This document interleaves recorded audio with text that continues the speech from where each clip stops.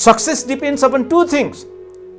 Success depends upon two things. One, how do you behave when you have everything?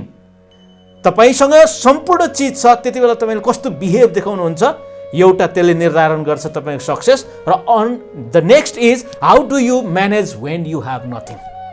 केही पनि छैन, everything is gun भन्ने टाइममा तपाईले आफूलाई कसरी म्यानेज गर्नुहुन्छ है?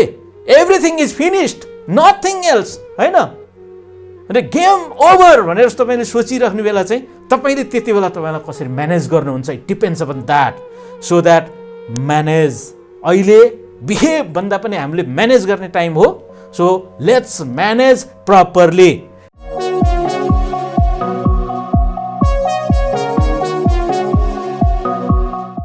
अब कोभिड-19 कै कुरा गरौँ। 173 days have already passed. Lockdown, shutdown, business down, हैन? जब गन, हैन? Everything is gun. त्यति बेला हुँदै पनि अब तपाईले कसरी रियाक्ट गरिरहनु भएको छ? कसरी रियाक्ट गर्नु भएको छ? सोसाइटीसँग, आफैसँग एक्लै बस्दा कस्तो मनमा कुरा, कस्तो कुरा खेल्छ, हैन? यी चीजहरुलाई अब तपाईले ध्यान दिनुस्। भनेपछि अब त्यसपछि त्यो मात्र नभएर हामीले अहिले अलरेडी भनिसकेका छु कि लाइफको पर्पस के हो, व्हाट, कस्तो खालको मिनिङ दिँदै हुनुहुन्छ, तपाईको लाइफको पर्पस के हो। There are 3 types of people. There are 2 types of failures in the world. 3 types of people भित्रमा 2 types of failure हुन्छन्। One type of failure is they don't know what to do, how to do, when to do and why to do. हैन? They don't know. केही पनि थाहा छैन, के गर्नुपर्छ भन्ने थाहा छैन, कसरी गर्नुपर्छ भन्ने थाहा हुने कुरै भएन, किन के गर्ने, किन गर्ने भन्ने त झन् थाहा हुने भएन। भनेपछि they become failure in the life because they are innocent. केही पनि थाहा छैन बिचरा, innocent है, हैन? निर्दोष सोझो, कोही छैन, केही थाहा छैन। यस्ता नेपालीहरुको केसमा यस्ता धेरै संख्यामा छन् innocent failure। कोभिड-19 मा अब के गर्ने होला? बिचराहरुलाई के पनि थाहा छैन, so that they are failure. The next is they know everything. They know everything, what to do, how to do, when to do, हैन? Why to do. They know everything but they become failure. Why? Why they become failure? सबै कुरा थाहा छ तर पनि fail हुन्छ, किन? Because they never do. They never act. They know but तिनीलाई थाहा छ तर they never act. भनेपछि अब एक्सनमा जानु पर्यो नि, एक्सन है। The next, third type of people, they may not know, थाहा नहुन सक्छ है। They may know, तिनीलाई थाहा हुन सक्छ, थाहा नहुन सक्छ, के गर्ने, कसो गर्ने, हैन भन्ने कुरा थाहा नभए पनि तिनीहरूले सिक्छ है। कसो के गर्ने होला भनेर चाहिँ सिक्छन् क्या। अनि थाहा छ भने गर्छन्। हेर्नुस् है, के गर्ने, किन गर्ने भनेर थाहा छ भने काम गर्छन्, उनीहरूले एक्सनमा गर्छन्। थाहा छैन भने सिक्छन्। So they become successful. So first type of failure is innocent failure, first I. Second type of failure, they are ignorant failure. Ignorant है, बेवास्तापूर्ण, ignorant failure, second I. Third type of successful person is they are initiatives, innovative है, third I. उनीहरूले आफूलाई त्यसरी उ गर्छ। अब तपाईँ पहिलो प्रकारको हुनुहुन्छ, दोस्रो प्रकारको हुनुहुन्छ या तेस्रो प्रकारको हुनुहुन्छ, कस्तो प्रकारको हुनुहुन्छ र बन्न चाहनुहुन्छ, नाउ यु क्यान डिसाइड। आज अहिलेसम्म जे मान्छे हुनुहुन्छ नि, जस्तो जुन प्रकारको हुनुहुन्छ, पहिलो दोस्रो तेस्रो, आज अहिलेसम्मलाई मात्र राख्नु। अब आज यो सेसन सकिएपछि तपाईँ कस्तो मान्छे बन्ने डिसाइड योरसेल्फ। ओके, सो तपाईको इफोर्ट अहिलेसम्म, आजसम्म, यो 6 महिनाको बिचमा तपाईले के इफोर्ट लाउनु भयो? अब तपाईँ आफै मात्र लेख्नुस्, मलाई देखाउनु पर्दैन हैन। कम्तीमा एउटा इफोर्ट त लाउनु भएको छ पर्सनल ग्रोथ डेभलपमेन्टमा, हैन? तपाईको पर्सनालिटी बनाउनको लागि, पर्सनल डेभलपमेन्टको लागि के चाहिँ इफोर्ट लाउनु भयो, के चाहिँ काम गर्नुभयो अहिलेसम्म 6 महिनाको बिचमा? के चाहिँ काम गर्नु? एउटा हुन सक्छ, दुईटा हुन सक्छ, 3टा, 5वटा, 7वटा, 10वटा, 20वटा, हैन? जति हुन सक्छ लेख्दै जानुस्। अहिले लेख्नु, अहिले सक्नुहुन्छ भने लेखिहाल्नुस्। म बोल्दै गर्दा यदि भ्याउनु भएन भने कम से कम आज यो सकिएको 1 घण्टाभित्रमा लेखिसक्नुहोस् है। त्यो तयार हुनुहुन्छ भने म अगाडि जान्छु पर्सनल डेभलपमेन्ट पार्टमा, पर्सनालिटी डेभलपमेन्टको पार्टमा, अनि फ्यामिली रिलेसनको लागि तपाईँले के गर्नुभयो यो 6 महिनाको बिचमा। फ्यामिलीसँग राम्रो रिलेसन राख्नको लागि, फ्यामिली रिलेसन र आफ्नो रिलेटिभ्सहरूसँग रिलेसन, आफ्नो साथीभाइहरूसँग रिलेसनको लागि build the network.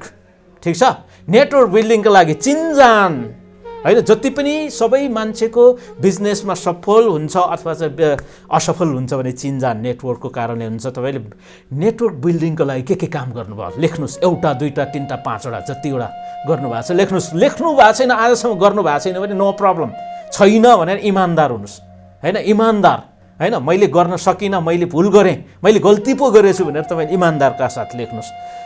Your effort for social or national development, national होइन। हरेक मान्छेले अहिले कस्तो गरिरहेछ भने अर्कालाई दुःख दिन पाएदेखि अरूले दुःख पायो भने खुसी हुने, परपीडक मानसिकता भन्छ त्यसलाई होइन। यस्तो खालको धेरै बढेर गइरहेछ कि अरूलाई हेल्प गरौँ भन्ने कुरा छैन। तर स्काउट हुनुहुन्छ तपाईँहरू, स्काउटको मोटो नै होइन तयार हुनु, सर्भिङ होइन, सर्भिङ नेसनको लागि सबै मोटो नै हो। 10 वटा सिद्धान्तभित्र धेरै छ, त्यो भित्रमा भनिसकेपछि अब अर्को कुरा mistakes you have done within these 6 months which may affect your life. Long टर्मको लागि इफेक्ट हुने किसिमको कुनै मिस्टेक गर्नुभएको छैन त्यो पनि लेख्नुहोस्। किनभने त्यो इमान्दार हुनुहोस् है, आफैप्रति इमान्दार, कसैसँग लुकाउनु जरुरी छैन। कसैलाई तपाईँले त्यो मिस्टेक गरेको तपाईँले अरूलाई बताए पनि हुन्छ नबताए पनि हुन्छ, भने पनि हुन्छ नभने पनि हुन्छ, तर आफूभित्र चाहिँ इमान्दार हुनुहोस्, आफूभित्रै चाहिँ नलुकाउनुहोस्। र मिस्टेक छ भने अब मिस्टेक नदोहोऱ्याउने कुरा तपाईँले पक्कै आउनुहुन्छ। रेडी, तयार हुनुहुन्छ नि तपाईँहरू? यदि तयार हुनुभयो भन्ने कुरा मैले बुझेँ। योभन्दा अगाडिको कुरा लेखेँ, 6 महिनाको तपाईँले लेख्नुभयो। अब जिन्दगीभरको लागि लेख्नुहोस्। सेकेन्ड हो अब पर्पस, फेरि पनि म आएँ अब जिन्दगीभरको लागि। तपाईँ 16 देखि 25 वर्षको उमेरसम्म भनेर भनिसक्नु भएको छ। It is the golden age 16 देखि 25, किनभने 25 वर्षको उमेरकाले त्यो धेरै कुरा समझदार भइसकेको हुन्छ। 16 वर्षको मान्छेहरू चाहिँ म कहिले पनि बुढो हुन्न, हुन त 25 वर्षकै मान्छेलाई पनि बुढो कहिले पनि हुन्न भन्ने हुन्छ। तपाईँ 35 वर्ष लाग्नुपर्छ अलिकति मात्र पनि, अलिकति केही पो अब मेरो जिन्दगीमा केही गर्नुपर्छ कि भन्ने फिलिङ आउनलाई। तर पनि के हो, 16 वर्षको मान्छेमा चाहिँ केही पनि यो लाइफ भनेको यो यस्तै हो, यसरी नै बित्छ भन्ने जस्तो लागिरहेको हुन्छ। कुनै पनि गोल राखेको हुँदैन, कुनै पनि पर्पस नहुन सक्छ है, धेरैको हुँदैन, 90% भन्दा बढीको त्यो पर्पस हुँदैन। के भन्ने कसो हुन्छ थाहै छैन, यो गर्ने कि ऊ गर्ने कि ऊ गर्ने, त्यो कुइरामा हराएको काग जस्तो भइरहेको हुन्छ। सो अब अहिले क्लियर तपाईँ के हुनुहोस् भने goals for your personal development, personal डेभलपमेन्टको लागि, तपाईँको व्यक्तित्व विकासको लागि होइन, पर्सनालिटीको लागि। अर्को चाहिँ प्रोफेसनल डेभलपमेन्टको लागि होइन। अघि पनि मैले पर्सनल भनेछु क्या अरे अघिल्लो स्लाइडमा पनि, एउटा पर्सनल डेभलपमेन्टको लागि, अर्को प्रोफेसनल डेभलपमेन्टको लागि।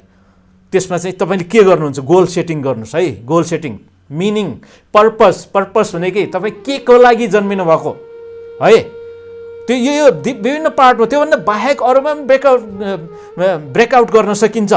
अब हेल्दी फ्यामिली रिलेसनको लागि पर्सनल डेभलपमेन्टभित्र तपाईँको हेल्थ पनि पर्छ है, तपाईँको स्किल नलेज एन्ड एभ्रिथिङ त्यो एटिच्युड मात्र हुँदैन, हेल्थ पनि पर्छ। सो फ्यामिली रिलेसनको लागि तपाईँले चाहिँ सोसल नेटवर्कको लागि होइन, चिन्जानको लागि एउटा चाहिँ त्यसको कति के गर्नुहुन्छ, अथवा सोसाइटी र नेसन डेभलपमेन्टको लागि तपाईँले के गर्नुहुन्छ।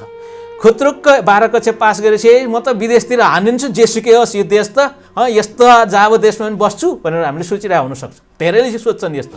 तर विदेशै जाँदाखेरि पनि तपाईँले देशको निम्ति के गर्नुहुन्छ। पहिलो नम्बर विदेश जानु पर्दैन भने किन जानुहुन्छ होइन, त्यही कुरो विदेशमा पाउने चिज एजुकेसन चाहिँ यहाँ नेपालमा पाउने सम्भावना र तपाईँले जे चाहनु भएको छ त्यो नेपालभित्रै हुन्छ भने किन जानुहुन्छ। यदि होइन छैन भने विदेश गइसकेपछि पनि तपाईँले देशको निम्ति के गर्नुहुन्छ, यो कुरा क्लियर हुनुपर्छ। So you are today is the result of yesterday's decision. तपाईँ आज जे हुनुहुन्छ नि, तपाईले हिजो गर्नुभएको निर्णयको प्रतिफल हो।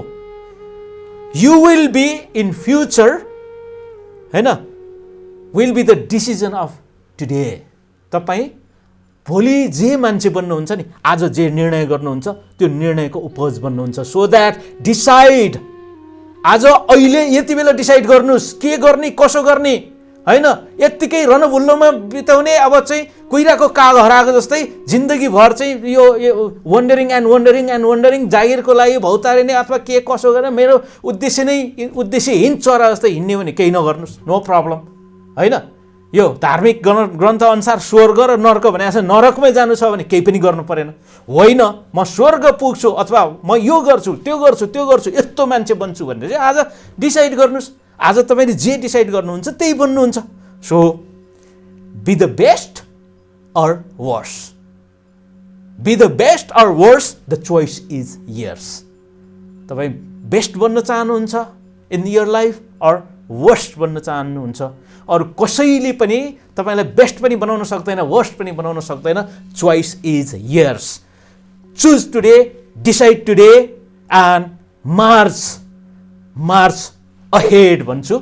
यदि त्यसका लागि अब सबै सपोर्ट चाहिन्छ भने यो टिम यस्ता कार धेरै हुन्छन्। The be the best or worse, choice, choose today, decide today and live your life